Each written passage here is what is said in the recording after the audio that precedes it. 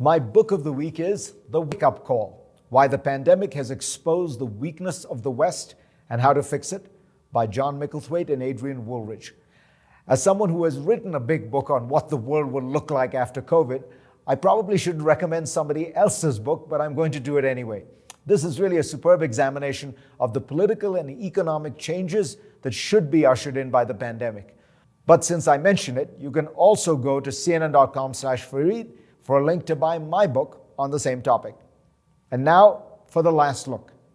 The tiny kingdom of Bhutan, settled in the Himalayan mountains between India and Tibet, is known for its emphasis on gross national happiness over gross national product. Perhaps that's why it is one of the world's poorest countries, monetarily at least. So you may be surprised to hear that it has been one of the most successful at combating COVID-19.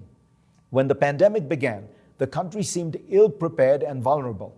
It had just over 300 doctors, but only one with ICU training, about 3,000 health workers, and a single PCR machine. That's all for a population of 760,000. It shared an open border with India, where COVID has killed over 150,000 people. Yet Bhutan only reported its first coronavirus death, a 34-year-old man with pre-existing conditions, this January. Bhutan achieved this feat through rapid early action, strong leadership, and a stringent public health response that emphasized compassion and unity. While tourism is one of the country's main industries, bringing in almost $90 million a year, it swiftly closed its borders. Mass testing, tracing, and social distancing were implemented. Hand sanitizer was distributed. Health workers were trained to use PPE and handle respiratory diseases. There were strict lockdowns and an aggressive 21-day quarantine policy. It is notable that three top government leaders, the Prime Minister, Health Minister, and Foreign Minister, are doctors or public health experts who call themselves the healthy government, and they relied on science when shaping their pandemic response. The Prime Minister, who is a surgeon, even slept on a window seat bench in his office throughout lockdown to avoid spreading the virus to his family, setting an example for the rest of society.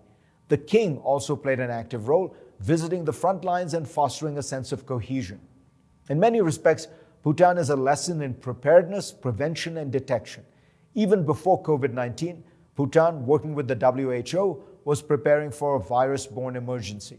In November 2019, the country ran a simulation exercise in which a passenger arrived from abroad with a suspected case of coronavirus.